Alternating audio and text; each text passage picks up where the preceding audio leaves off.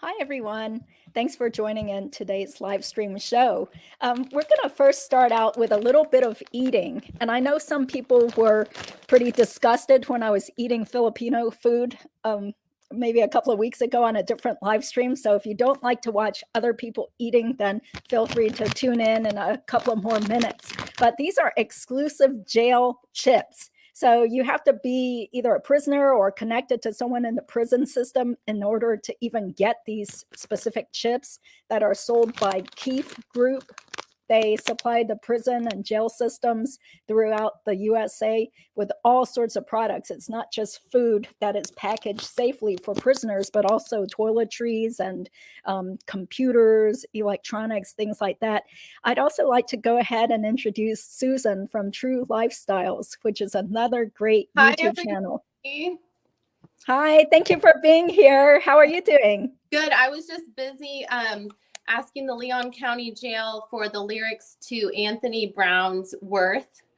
And I was also asking them for new prison shoes because I keep breaking my prison sandals.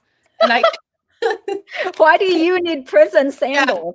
Yeah, I keep breaking them. And but I think that hearing the lyrics to Anthony Brown's Worth and maybe my request for the chicken soup for the prisoner's soul might help me to get through these maybe the rest of my life.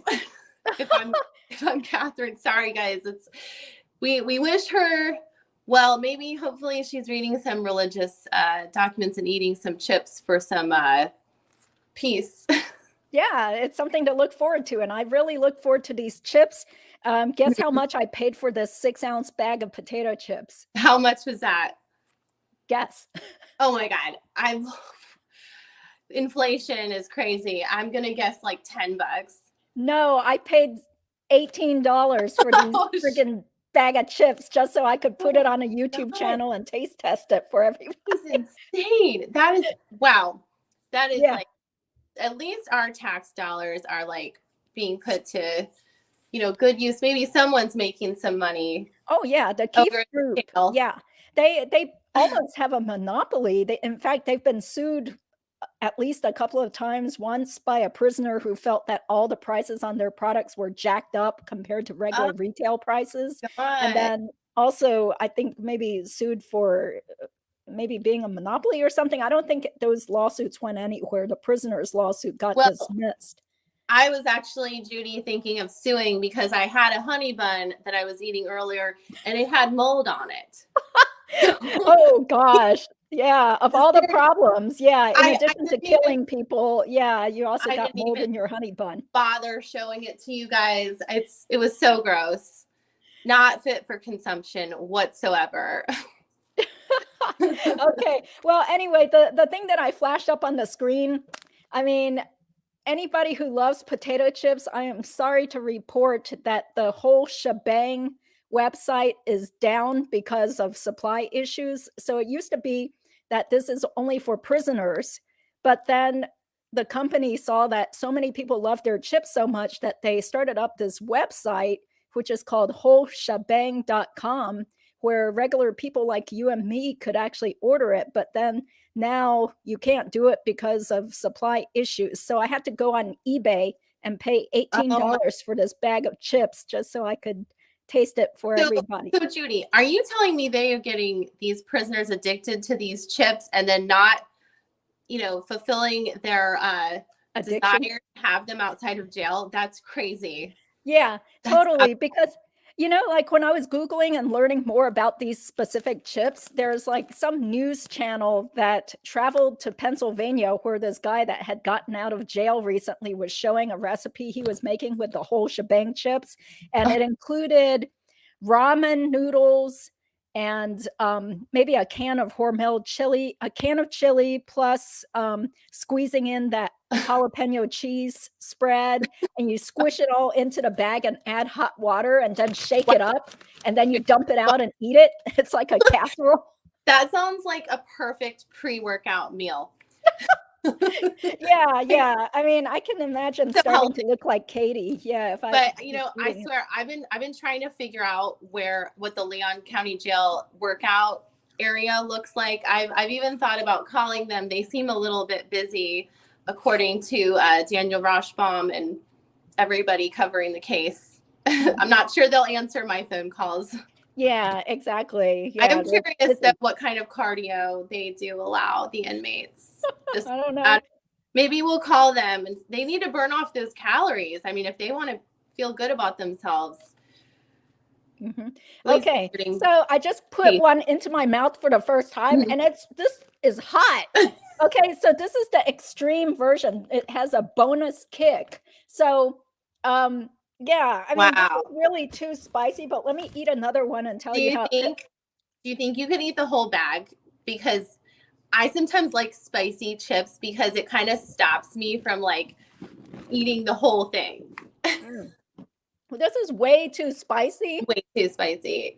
Yeah, and it just tastes like regular barbecue Ruffles or barbecue Lays. I don't see Hmm. anything special about it. What's so addictive about these? How about we rebag the, barbecue Lays and get a business idea going?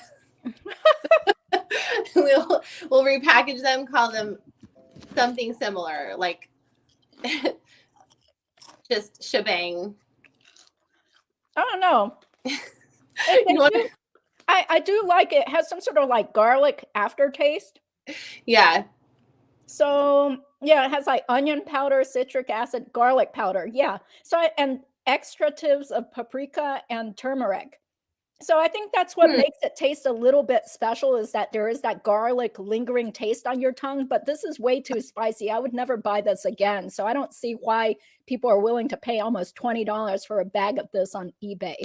So Yeah. it's not worth the Yeah. $18. Yeah. Probably not. It says bioengineered food. And it says it's a product of Canada. How interesting that they have to make it in Canada, but it's distributed by And the it's company. is it like did you say it's a Filipino food or just a jail food? No, this No. is a jail food. It was a different live stream when I don't had know why Filipino I food. thought, okay, so that was something separate. Okay. Yeah, So yeah. This is made in Canada, you guys. I mean, it tastes okay, but I don't think I would buy this specific thing. There's nothing special about it. It just tastes like Ruffles with a barbecue flavor and maybe a little bit extra garlicky taste. Yeah. I can't believe I paid all that money for that. Oh man, we gotta get them some healthy food in there. But honestly, maybe it's part of their suffering. They just kind of get fat and eat spicy food. Yeah, I mean, you got to have something to look forward to, right? Like jalapeno cheese Some squeeze and like meat, I sausage meat. I Yeah. really want to get into Katie's records, but I've been so busy looking at Charlie's inmate file. Nothing too exciting yet. Just his call records, which I've been working on to release that like data next week, probably maybe this Monday or something. Wow. Well, I really appreciate all the hard work you're doing. Are you monetized yet? No, not yet. Honestly, this is just I see this kind of as like a charity. This Justice for Dan group is kind of just something I care about. Like I'm Jewish by heritage and by choice, and like I'm actually wearing my grandmother's necklace. She was a lifetime Hadassah member, and it's important to me that I think Dan inspired like some of this like legal research that I'm doing. And I think if anything, it's like I feel like Dan would be proud of all of us for researching in this case. Mhm. So it's important. Mhm. Everything everyone's doing is super important. Yeah, that's right. Or he might be kind of surprised, like, why do all these people care and are like Yeah, spending their weekends talking about me and my he's family and my probably case? very proud of us, you guys, for looking at the legal field and the loopholes and laws, and he inspired the change in this law, the grandparents bill. I mean, I think this justice for Dan is happening. I really do. It's cool. Yeah. Yeah, I mean, I'm just so glad that finally Charlie has been arrested. Something's happening with the criminal case also. So Yes. great to know. Okay, so it looks like a lot of people realize, yeah, those chips aren't really worth it. Nah, I don't see why some people are so addicted to that brand. I mean, it just basically tastes like Ruffles, and Yeah. you know, the only thing that makes it a little special is that there's that slightly garlicky aftertaste. But I mean, I still have all these like hot spices on my tongue now, so let me drink some more tea. Carol says jail breath. Yeah, they don't really have to worry about their breath. Although I saw that that Charlie only gets like a thumb toothbrush, so I'm sure his like dental hygiene is not what he's used to in jail, because they can like hurt each other with the toothbrush, use it as a weapon. So did they get to use regular toothbrushes? He issued a thumb toothbrush. Oh. Yeah, I should go over that stuff again in his jail file, like the things that he was issued, like a pillow, a blanket, thumb toothbrush, like a jumper, some like undergarments and things like that.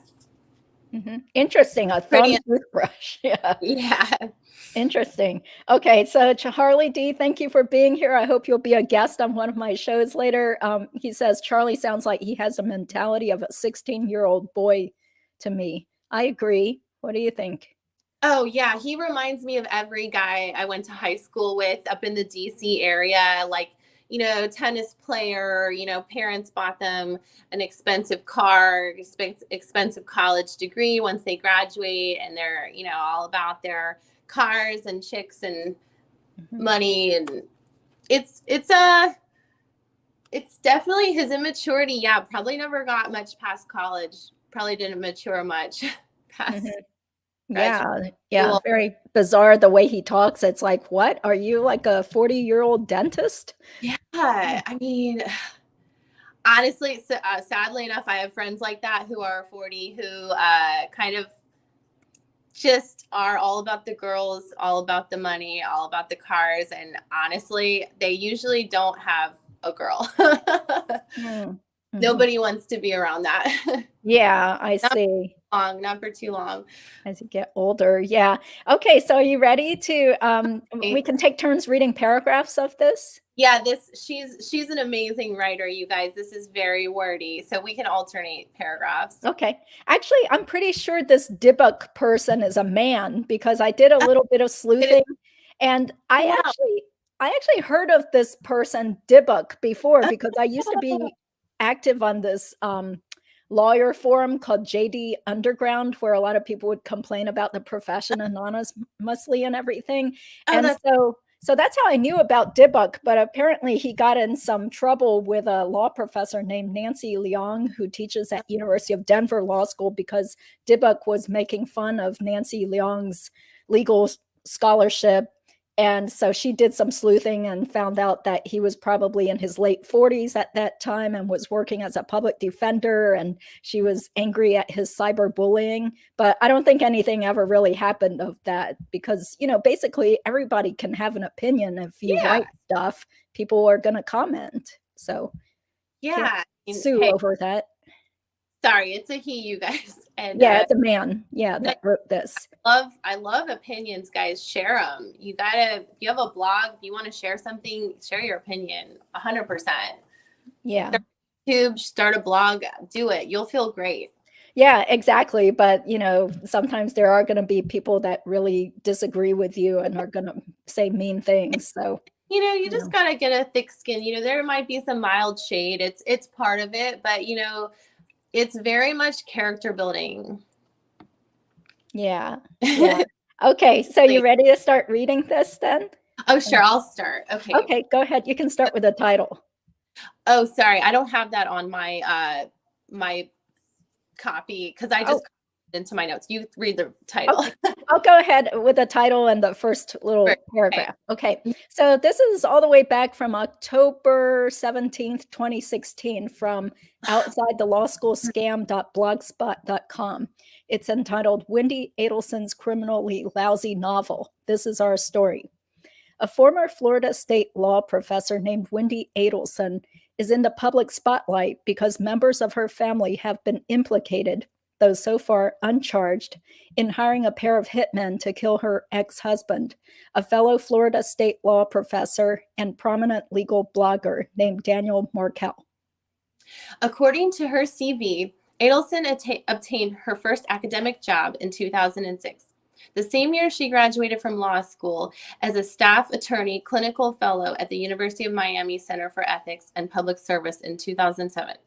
In 2007, she moved on to the position of program director of Florida State's Law Center for the Advancement of Human Rights and became a directing clinical professor in 2010.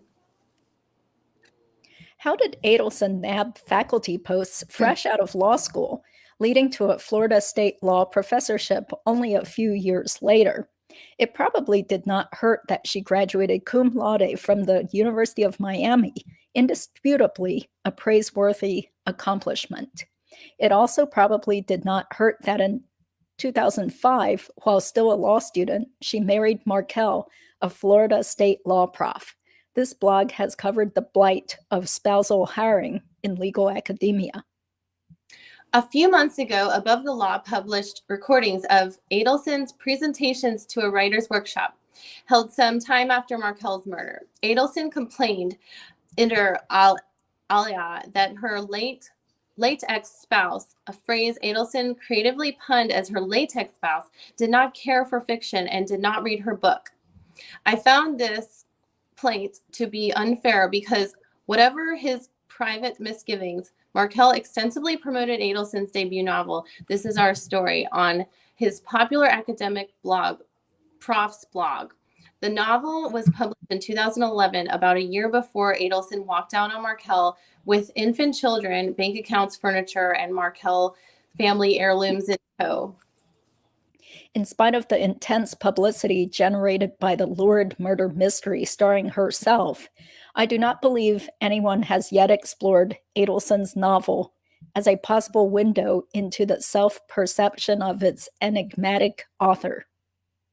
Even at the risk by death by Prius driving hitman, I am compelled to endorse the latex Markel's decision not to read his wife's novel. This Is Our Story. Inartful, shallow, cliched, oddly bland, given its hitman trafficking theme. Human. Human trafficking theme.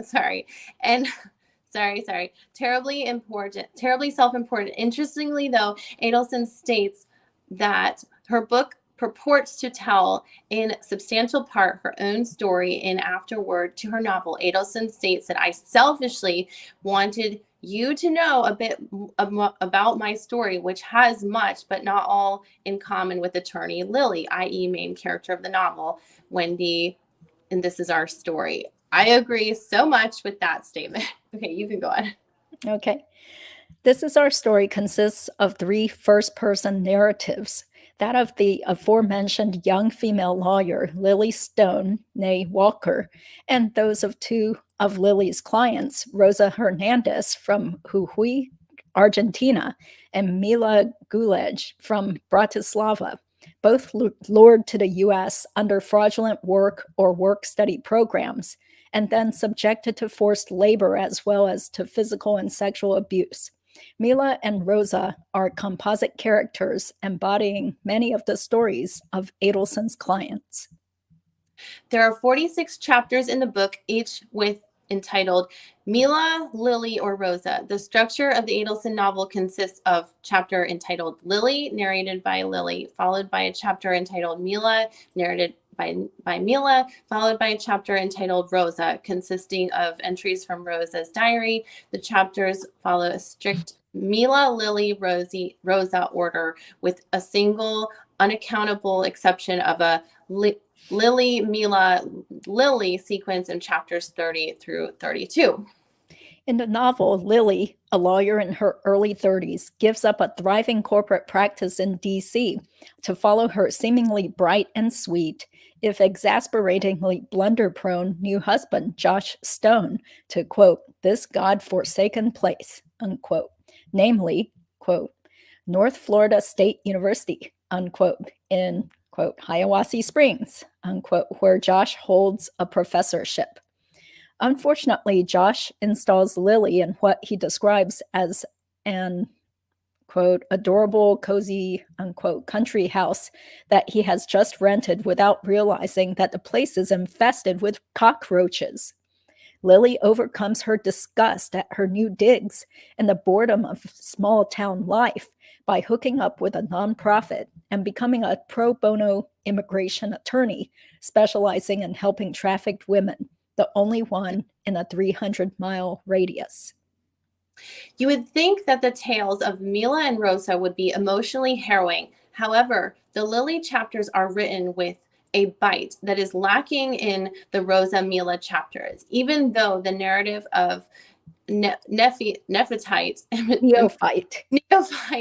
immigration lawyer adjusting to an unhappy married life would seem less naturally compelling than those of the two young women seeking to escape from an intercontinental sex slave ring. Mila comes off as a vain and discontented, while Rosa is devout, innocent, and sweet to the point of mental deficiency. Both are endlessly gullible and stupid, thus easy prey for the novel's collection of exploitive villains. The Lily chapters are notable for the character's increasing contempt for her husband. Lily criticizes Josh for his short stature, parentheses, quote, he is my same height, which is something I had never considered pre-Joshua because I had already determined that my dating window extended only from 6'2" to 6'4", unquote, end parens. His pouting, his habit of calling her, quote, Lily Billy Goat, unquote, under the misimpression that it is endearing, his insincerity in asking what she wants him to make for dinner when he had already begun preparing spaghetti and pasta sauce, parentheses, quote, I think dinner's going to be really good, sweetie. Josh looked really proud of himself, like he just climbed an icy mountain in wintertime instead of preparing a simple meal like I do for him every single night, unquote, end parens. And his stupid career advice, often delivered in the infuriatingly triumphant tone of someone who, quote, had just invented a solution to global warming, unquote. But Lily especially resents her husband's constant pressure for children, which Lily herself finds perplexing in that she wants children too. All right. I think Donald Trump would enjoy this novel. A rarity for text written by an academic do-gooder who supports migrant rights and bristles at the term illegals. The numerous villains of the novel are pretty much all Latino males, and all are such sleazy, swaggering, sadistic, treacherous, violent, and gangster pimps and molesters that no one would think they came from That one would think. That one would think that they came from the imaginaries of a paranoid nativist. Sorry, this guy is very wordy, you guys. For instance, one macho baddie, Carlos, snarls at Mila, and I quote, Chico tells me you are prostitutes, yes? Well, you still owe Chico a lot of money, Mila. You and your friend here can work off your debt together. You will start tonight. And don't even think of trying to get away, silly Mila. You know I will find you wherever you go. Sick. Yeah, this book was hard to read, you guys. You can see why. Okay. Doesn't that mocking pigeon caricature of a Spanish-inflected English sound a bit racist? Oh, don't be silly. For our heroine purports to share the same cultural identity. In chapter 32, the pale-faced protagonist decides, for no apparent reason, to reconnect with her Spanish ancestry on her maternal grandmother's side, even though she had never really identified as being part Latina. Given my translucent skin, reddish hair, and the fact that no one ever guessed that I was Hispanic, Lily joins a spirited local female Hispanic encounter group to discuss her common Latina heritage and is enthusiastically accepted by the old ladies in the group as family. I mean, familia. Mila and Rosa are eventually rescued by Lily and a John Wayne-esque local sheriff she teams up with. Parentheses, an inarticulate but courageous, "aw shucks, ma'am," white savior dude who comes complete with leathery sun-toughened skin, big cowboy hat, and service in Nam. End parents. Lily utilizes her legal skills, resourcefulness, and deep humanity to counsel the women, obtain shelter and asylum on their behalf, and reunite Rosa with her family. In turn, Mila, Rosa, and Lily's other clients treat their, quote, attorney Lily, unquote, with worshipful awe, showering her with humble yet heartfelt gifts, such as homemade enchiladas and a teddy bear with angel wings and painted green eyes, quote, to look like me, unquote. In the final chapter of the novel, Lily adopts a baby that Mila conceives post-rescue and then abandons. Even after all that Mila has been through, she still wants to pursue her dreams of Hollywood stardom. Lily only informs her husband of the adoption after the fact. Though, as noted, Josh badly wanted children. Lily informs him that she adopted the kid in her maiden name and did not want him in her child's life. Imagine that, you guys. Yeah. Imagine that one. Interesting. Okay. So this is a quote from the book. As I peered through the smudged glass on the door, I could see that Josh had already arrived, shaggy hair and slim shoulders slumped over his book. Same old Josh, I thought to myself, surprised and saddened that I didn't feel much of anything when I looked at him. So she's yours now officially, he asked. Yes, name changed and all. Anna Stone? No, Josh. Anna Walker, like her mom. I said the last sentence slowly and with as much kindness as I could muster. Josh and I had separated, but we hadn't talked about anything official yet, like name changes or divorce. Josh, I am going to change my last name back to Walker once we finalized. So that's it, Lily? It's over? And I don't even get a say? He looked equal parts sad and combative. I tried to be gentle. I reached across the table to take his hands in mine, but he pulled them away and folded his arms defiantly instead. I took a breath and tried again. Josh, my life is going in a different direction now, and Anna and me, well, we have to forge our own path, I hope, with time. You hope what, Lily? Josh had venom in his voice and tears in his eyes. You hope we can still be friends? Please don't even. Josh grabbed his hooded gray sweatshirt from the back of his chair and fled the diner, wiping his eyes with his forearm on his way out. My interpretation of the breakup scene is that the author, Wendi Adelson, was signaling through her fiction that she not only wanted to divorce Markel, but she also wanted him out of the lives of her kids. The naming question in the novel foreshadows Adelson's real-life behavior post-murder in changing the children's surnames from Markel to Adelson and removing the middle name of one of the son because it referenced Markel's deceased grandmother. I think it is also likely that Adelson wrote the novel in order to promote herself as the public face of the morally unimpeachable cause of female anti-slavery, notwithstanding her lack of literary talent, her relatively meager academic credentials, and her relative inexperience as a practicing lawyer. This Is Our Story was chosen as featured reading for the thousands of incoming freshmen at Florida State and was also enthusiastically profiled in the Florida Bar News. In this vein, Adelson stated in her interview with the Florida Bar News and in the novel itself that her purpose in writing the novel was to encourage kids to go to law school and become public interest attorneys like herself. In the In the author afterward, Adelson declares her hope that if you are one of those lucky people who has the luxury to spend many years focused on higher education, you will think about law school and you will consider spending your life as an advocate for those voices who have been taken away from them.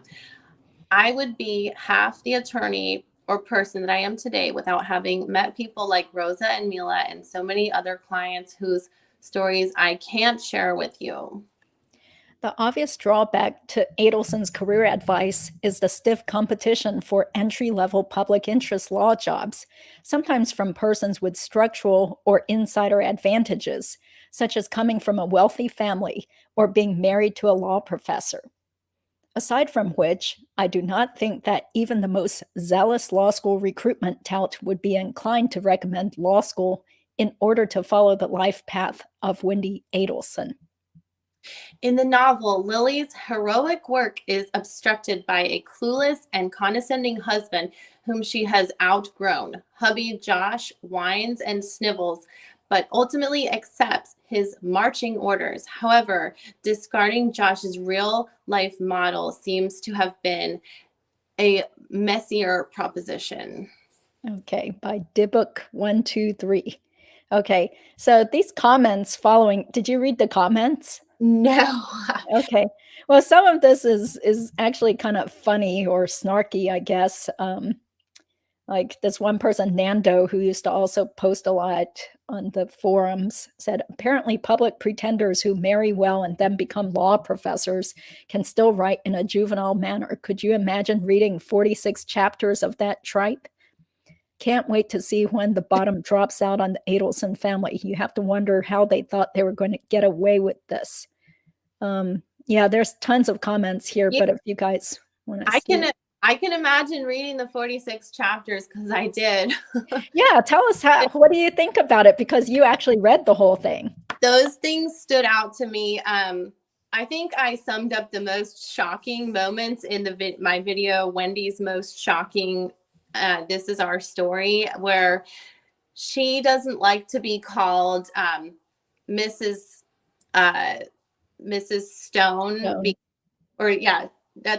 That's her boyfriend Josh, her husband Josh's last name, because it reminds her of her mother-in-law, and she throws subtle shades to her mother-in-law twice in the book, that she had a footnote where she would be afraid if her in-laws came to help her raise the children. She just kind of, the same thing stood out to me about saying, talking about her husband Josh's height, that she doesn't usually date someone the same height. Like she's so tall or something. And I think 5'9" is a great height for a guy. It's just nuts. And how they would kind of fight and lawyer each other. And she called it her Lily lawyering when she would argue with Josh. And, the name change stood out to me at the end, where she changed the child she adopted to Walker. I thought that was incredibly bizarre. And I have actually kind of definitely taken note of this, and I'm sure that other people do too. Mm-hmm. Yes. Yeah, look at this one anonymous comment. It says a few observations. Number one, the blue eyeball on the front, terrible Photoshop there. So I read somewhere that it was her father that spent all that time helping her take a picture of her and then making that very blue looking eye for the cover of the book.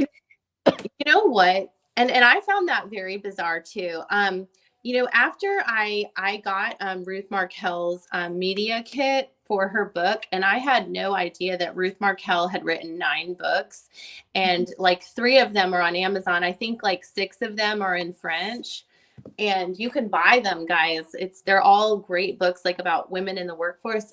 I have a theory that Wendi might have been a little bit threatened by her mother-in-law being such an accomplished author. And maybe this was her way of just kind of showing everybody she could write too. Mm-hmm. Yeah, she definitely wanted to tell her story, and it seems like it's just such a thinly veiled, semi-autobiographical book. And she wasn't obviously wasn't an immigration lawyer. Do you know any of her history if she did go into immigration Oh, law? she did. Yeah, because, I mean, there are all these, like, different titles as to what her job was when she worked for Florida State University, but, I think she did in fact do some immigration law, Yeah, for a clinic there. I think she did. She probably did at first before she was a professor, and she also said her mother in the book. Her mother said that she didn't like her working for free, Mhm. and that nobody understood her working for free, and she hated her husband's student loans. So maybe that made me think. I don't know if Dan Markel had student loans, or I think it's pretty normal for anyone to have student loans, especially going to Harvard. Yeah. Harvard and very expensive, prestigious schools, and maybe Wendy had her student loans paid off, or there were just so many like little clues in it. And she also said in the book that she blames in a footnote. She says, "I blame everything on my mother." Yeah, Okay. yeah. Wow, geez, I wonder how Donna feels Well, reading that. I was kind of afraid to quote things. I didn't want any copyright issues, so I kind of like paraphrased things in my book review, my book summaries. But she said that one really stood out at me, that and also that she has a problem with laughter. Mhm, She laughs uncontrollably, like mhm, ever since lower school, high school. mhm. Well, definitely, it seems like it resembles real life, doesn't it? It shed a lot of light, honestly. I After reading the book, I felt like I understood where she's coming from. Like, she is self-aware. She's not just like kind of like haughty demeanor, like not aware of it. She's very aware of it. Mhm. And Yeah. she admitted it was a flaw. In the book, she said, I know it's a flaw. But back to what you were saying about her being the immigration lawyer. And she writes in the book and talks about these ties that she develops around town, like with the sheriff. Like, she ultimately converts a jail cell at the county jail into like this kind of like halfway house for girls who are like basically homeless after being trafficked and having no green card or visa, and they need a place to go. Like, it just made me think, not saying that she had any ties around town. I'm not saying she did, but I'm also not saying she didn't, because she did a lot. Like, if she did half of what Lily Walker Stone did, being friends with the sheriff, being friends with all these social workers, she had a lot of hands in different pots and got people to do a lot for her Mhm, through this. mhm. Yeah, yeah. Well, I do recall reading that, supposedly she kinda coasted by on her looks a lot, especially when she was younger, and people would do stuff for her because Yeah. she's so pretty. You know what's interesting? So I was just looking at Facebook.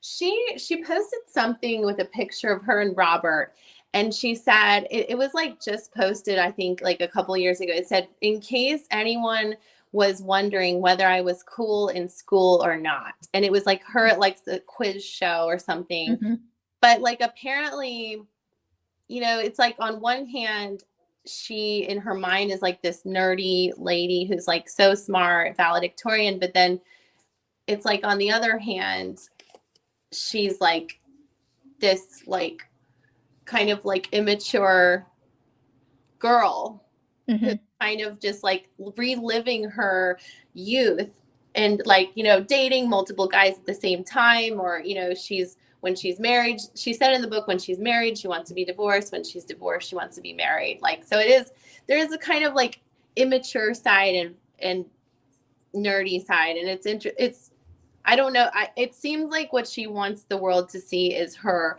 like, is her bright side, at least on Facebook. Oh, yeah, yeah, it's all about image, right? Yeah. And so that's what, what little I've seen of people posting what she had posted on Facebook or social media, Mm, acting like she's, like, the greatest mom and, has the best brother who's the best uncle ever, you know? mm. Yeah, kinda half bragging. So, Let's see here. So this is very interesting. A lot of comments here. Somebody wrote anonymous. Charlie certainly had his sleazy hands in this. Here's a guy who was nearly kicked out of his dental school. He was banished from his own periodontal clinic and was asked not to attend the graduation ceremonies.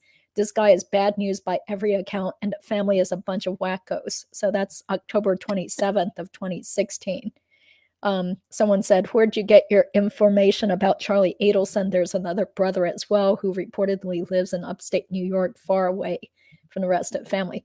So, of course, we're looking at this now, almost 6 years later, but this is what people were writing way back when. Let's see.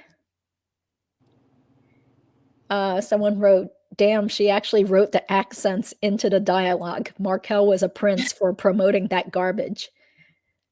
But Brian Leiter implied that Paul Campos was at fault and that a scam blog participant could have killed Markel. How dare you peons question his judgment? Yeah, these are different law professors that are kind of polarizing, I guess, in the legal realm.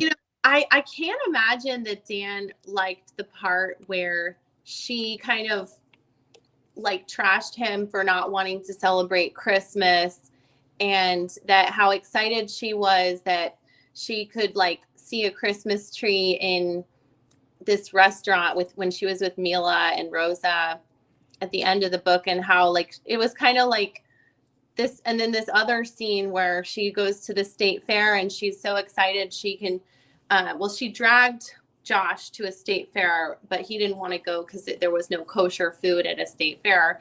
But she's kind of painting a picture of like how difficult and how like not fun it was that Dan was kosher. And I mean, I'll tell you, like, I mean, I've gone through phases where I try to eat more kosher, and it's not the most easy thing to do. But like, if you're dating a person who's kosher, like there's always going to be kosher choices. It doesn't like they're not going to try to put that on to it's like a vegetarian, and if a lot of kosher people can eat vegetarian if they don't see a kosher meat like a fish at a restaurant or something that's kosher.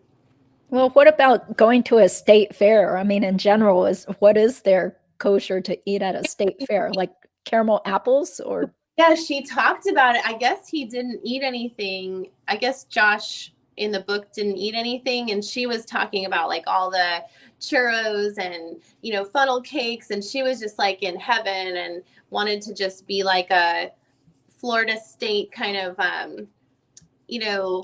she describes like everything with like this hillbilly attitude of like Tallahassee is like so country. But I mean, after going there, I'm like, yeah, it's a nice university town. I mean, anyone who goes to that university is very lucky. It's a good school.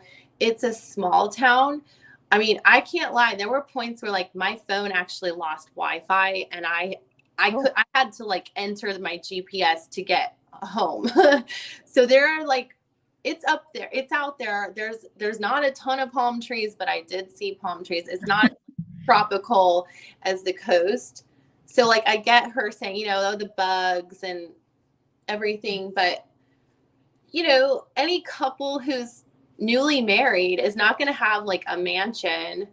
And she talked in the beginning of the book, they had like one television, which I think is crazy that she keeps talking about this television. What's this obsession with televisions? I mean, she said the TV only had 3 channels. Me and my ex-husband, we fought over that too. We had one television and our in-laws got us another TV, and it's an easy fix. Hey, or you just work hard and you go buy a TV instead of having your brother buy you a TV. Yeah, exactly. So strange. Yeah. It is so strange, these themes that it's this whole thing is a book that could just write itself over and over again. And she started this narrative with this book. I think this caused a lot of problems, to be honest. Yeah, I wonder if any of his friends or family read the book and then alerted Dan. Like, Dan, aren't you kind of concerned? Like, she's basically bashing you in the book. Like, I know Dr. Obed read the book. Right? Oh no, he said he didn't read it. He bought it, but he never actually read it. Why not? Because I guess he only bought it out of pity to show support at the book reading Oh, where he man. showed up to support Wendy, but he said Yeah, at the depot that he didn't actually read it. Haha.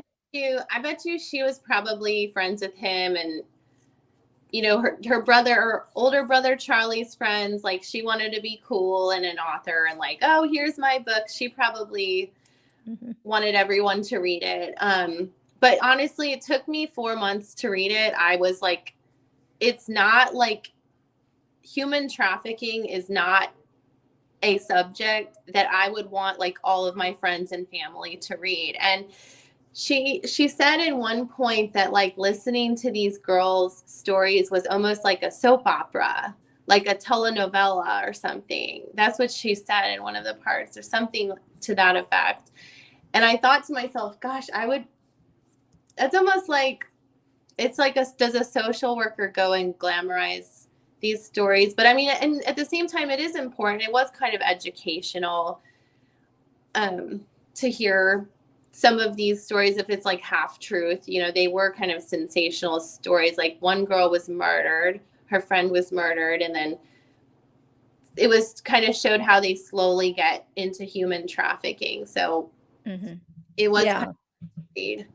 So, I mean, there was a little bit of, interesting information in there, but yeah, Mhm. can you Yeah, imagine all the students that had to read it, had to buy it and read that's, it? and yeah, like a little bit embarrassing for Dan, because there's a part about Josh where she says that she's jealous that he might be dating one of the students. She thought, well, in this certain chapter, I think Mila or Rosa is taking like a math class that Josh is teaching at the university. In this book, it was at the University of North Florida or something, some other Uh, Florida State some university. fake name. Big Yeah. university. So then she's, and in this part of the book, Josh actually drives her home, and she's afraid that they're gonna like date or something. Mhm. So maybe there was like some insecurities, but about Dan or him dating his students or something weird. But Mhm. I could never write about that in a book and let everybody hear, you know. Yeah, all these sordid stories that sound just like, what could be going on between you and your own husband, that's kind of embarrassing. It's Yeah. like a ton of stuff that she put out there. It's like, um, I don't know. I think some of it could help her in this case, and some could hurt her Mhm. later on if they quote her, if she's on the stand for something. Well, of course, I mean, she'll just say, "This is all just fiction anyway." I don't think that's really gonna be evidence against her, Yeah. but again, in the court of public opinion, it's like, "What?" This is almost like when OJ wrote that book later about "If I Did It." You Yeah. know? I It's mean, bizarre. yeah, in the part where I think Mila thinks that she's auditioning for the part of Velma in Chicago. And she says, wouldn't it be great to play the part of the woman who kills her husband? Wow. So I think that this, I'm glad I picked up the book, but it's like if Wendy's watching, we're not quoting the book exactly, we're paraphrasing, but it's from her writings to our ears and our eyes. So we're just interpreting it the way that she wrote it. Mhm. It Yeah. applies to today's case. Mhm. Yeah. This I find to be an interesting comment here. Someone, again, this is a anonymous person, wrote, "Are there any concerns that Wendy's clerkship could allow her access or previews of evidence?"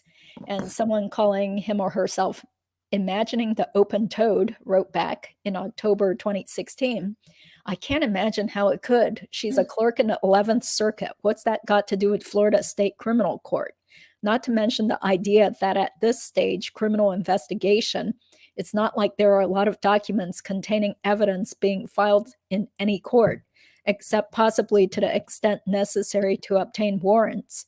But as Mhm. mentioned first, that would be in the Florida state courts, not the federal court system, and no reason to believe any evidence would be shared with a federal court of appeals."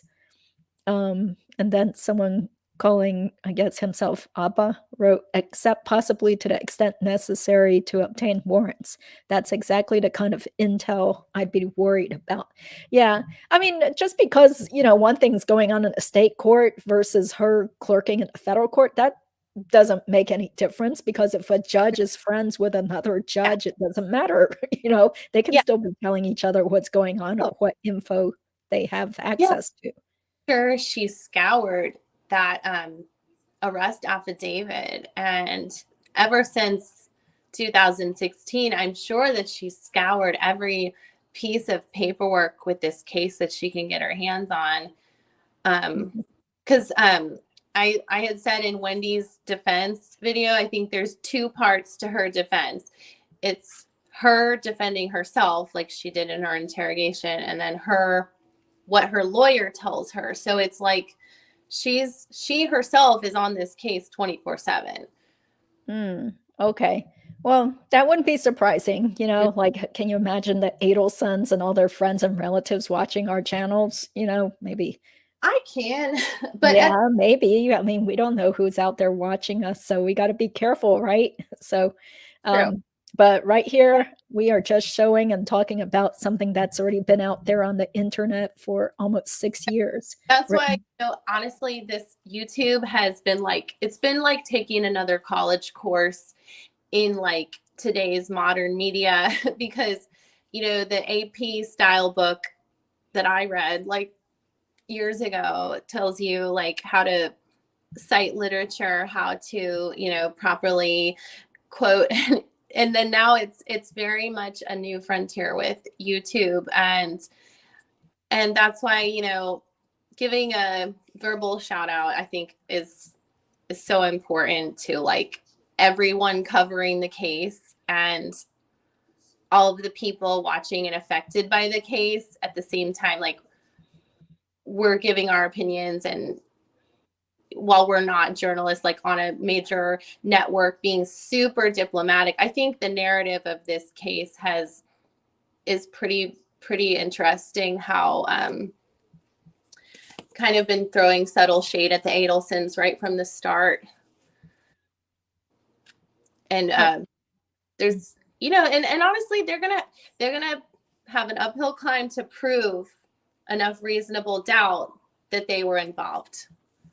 So, and I'm interested to see what they do. I really am. Mhm.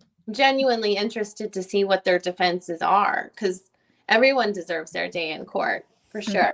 Yeah, I'm beginning to think that, maybe Charlie will finally be convinced by his attorney not to even get up on the stand, and they will just, let the prosecution present their evidence, and then Daniel Rashbaum's job will just be to poke holes and reasonable doubt in everything, and Yeah. that's it, because he doesn't have to get up on the stand and testify. That will Or probably blow up in his face. he can just, Rashbaum is like a very charismatic character. Maybe he can just get up there and smile and kind of soften the courtroom mood. And yeah, exactly that. Just, I don't think any of us were expecting for there not to be some sort of theory at this point that Charlie's defense would come up with some sort of theory that they're not sharing yet. If they have a theory, it's like,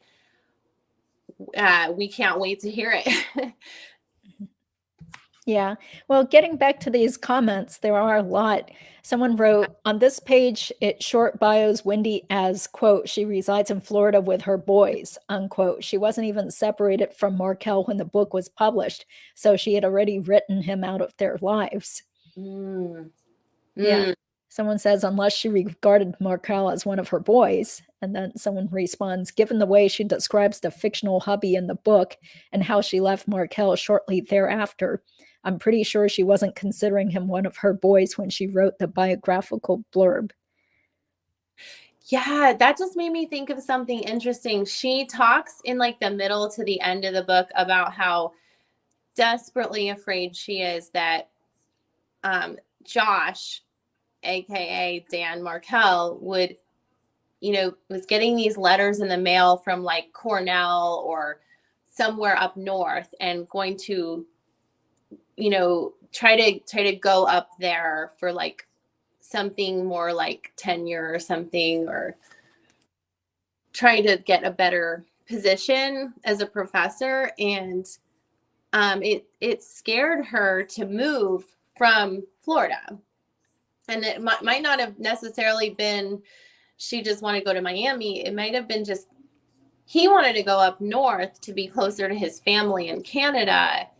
And she might have been afraid that there was like another woman up there, or that he would take the kids. So there was a lot of fears going on that Wendi was writing about in this book, like very transparently. Mm-hmm. Yeah. Well, I mean, I didn't hear of any rumors of him actually having any sort of affairs. Yeah. It's good to note that. It's good to note, although it seemed as though she was like speculating or something. Lily Walker Stone in the book seemed to be speculating of something to that effect. But I mean, honestly, it's like what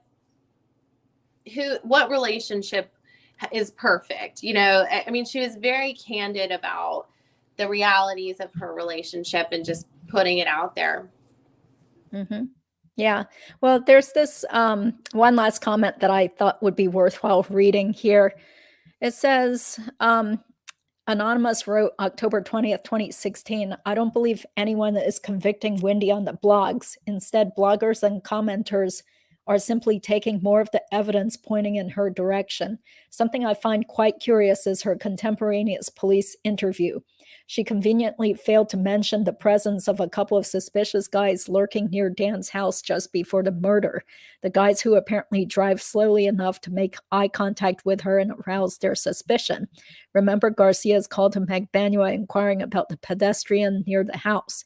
If Wendi knew nothing about the murder, you would think she would have literally run to the cops with a top in the two Hispanic strangers she encountered very close to the crime scene. But again, you know, whether that really was Wendi or not, you know, we've already discussed that. I think we put that one to rest. Yeah, that most likely Wendi was not walking there, or at least the day before Dan's murder.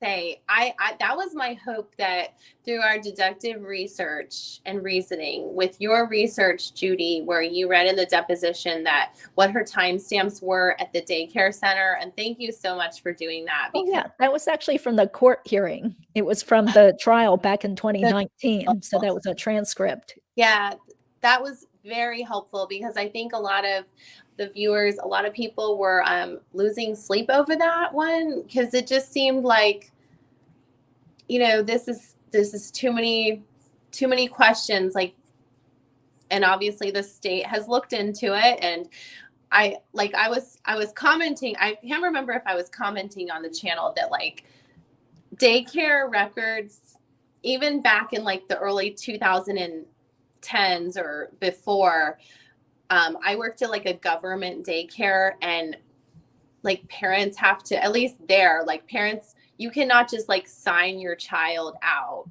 in the middle of the day without there being some record of it, because of situations like this. Mm-hmm. So I believe that the state has looked into everything as far as like the Wendi walk down the sidewalk. Mm-hmm. Yeah, I'm sure that was a big thing that they wanted to clear up. Yeah. Well, yeah. This person wrote back, good point. It appears she's going to have quite a bit of explaining to do, even if she isn't guilty of everything, quote, the internet, unquote, is suggesting. If random blog commenters with no inside info have identified giant and bizarre, if not criminal holes in her police interview, my guess is that investigators already have taken note, and prosecutors will too. All I know is if my ex was killed and I had nothing to do with it, even if I loathed the ex, there would be cooperation on my part, not darting out of town and making lawyers do the talking for me. Yeah. Sure. So, yeah. I mean, I'm sure in retrospect, she might have done things differently. Oh, and I wanted to share with you guys, I rewatched Officer Brannon, who was the officer at the tape of the turnaround in front of Trescott. And he said that the tape was about 3 houses in front of Dan Markel's house.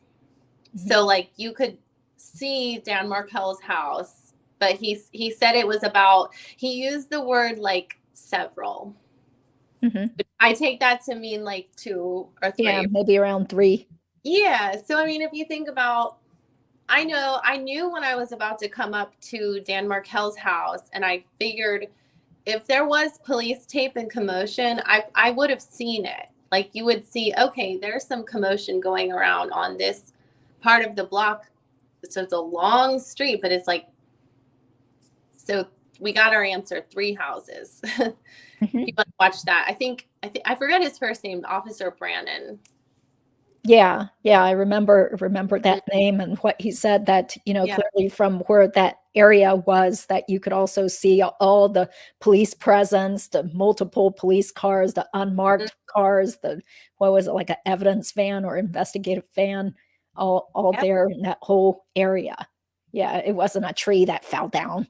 No, and honestly, you guys, sidebar, I went to drive to where Wendy's old house was, the Aqua Ridge Street, and there were caution like barricades around like some tree stuff. So like I can verify that there were some like weird with a storm, like there was these like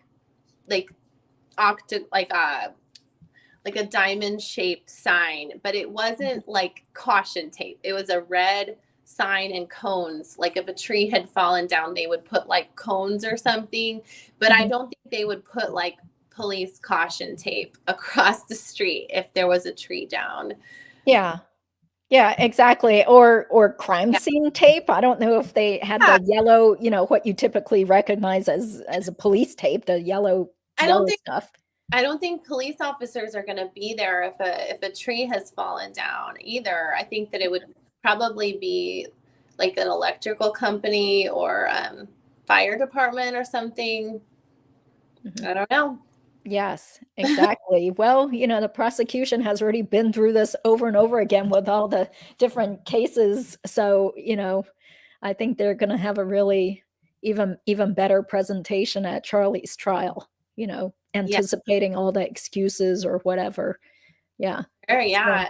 I'm glad they exonerated that officer and that he didn't make a mistake, because I think cell phone records put her there. So he did his job. He did a great job, Officer Brannon. Yeah. Thank God he was there, because, she probably didn't expect that there would be a police officer there that already knew what her vehicle looked like and was already on the lookout right there. Shout out to Officer Brannon. You did a great job.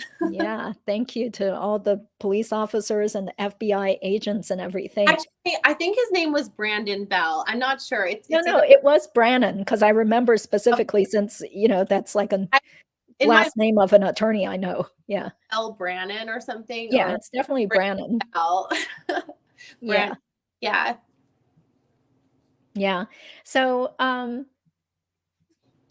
let's see. Okay. Yeah. Officer Brannon, let's address a few comments, and then unfortunately I have to get going. So, would you like to tell us more what to expect from your channel? I just told everybody to please subscribe to True Lifestyles if you haven't already. Thank you. Well, I'm working on about 5 videos right now, and I love this homepage option. I can tell you guys what I'm working on. I am editing Charlie's call logs for August. So shout out to my mom for doing some of that work and getting data. And then this other data analyst, he's actually a physicist and an AI specialist who's helping me figure out that Donna is the #1 phone call that he's calling. So that one I hope to have out like tomorrow or the day after. And then also reading the new motion from Charlie's lawyer about the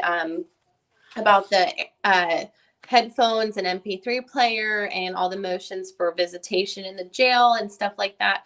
That one's coming out. And then I want to also do an update about my notes from the Arthur hearing, some things that I haven't shared yet, some in-depth things I noticed in the courtroom more than of what I share on the live, and then also a promotion of Ruth Markel's book. And I want to share her media kit that she sent to me, and she told me I can share anything from her website and quotes, maybe a quote from the book when I get it. So we'll do like a launch episode, and I'll share some of her other books that she wrote. Mm-hmm. Okay, great, great. You've been doing so much work, and I'll be glad to run your videos some more so you can get monetized and maybe make a few dollars here and there. It's just so much work. It is like a part-time job for you, right? Isn't it great? Like, honestly, this has inspired me to like write and do more like kind of like freelance work, and it's very rewarding. You guys, if anyone out there wants to start a channel, wouldn't you say it's kind of rewarding to do this like freelance, even if you get paid a little bit? It's kind of rewarding. Mm-hmm. Yeah, and I think that's why we keep doing it, because we do feel like, we're getting something out of it. We feel like we're getting to share our interests with other people and get together and connect with other people who care about the same issues. So that's definitely something that's not just quantifiable in terms of ad revenue or a few pennies. And I wanted to share, Judy and I were talking about something over email about this this professor from Pepperdine who has a blog, Paul Karen, shout out to Paul Karen, and finally got to thank him the other day for sharing some of the content I posted like 2 years ago. And he is a Pepperdine law professor. He has the blog, I believe it's the Tax Prof blog. And he knew Dan Markel, and he also gave Judy a shout out on one of her videos too. Yes, thank you, Professor Karen. I hope to email him sometime, but I haven't had time to. So yeah, and he just does this because he was friends with Dan, and I believe that he was a visiting professor at the University at Florida State, and he has really fond memories of Dan, and he wants justice for Dan as well. And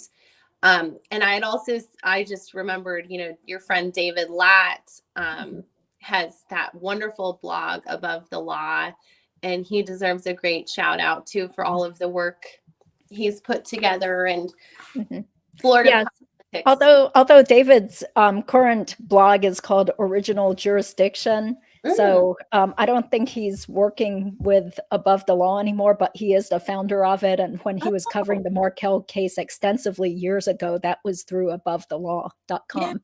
Yeah. So just to answer this question real fast, I do have to get going soon, but Jay Rollins wants to know, why didn't Wendi call the daycare to make sure the kids were okay? Yeah, that's what you would think would happen if she saw all that police presence right there right near Dan's house.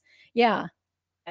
Well, maybe because that morning the day before she had dropped them off. So yeah, Dan would have dropped them off, although per her phone conversations with him that morning, I do believe that he might have left her a voicemail.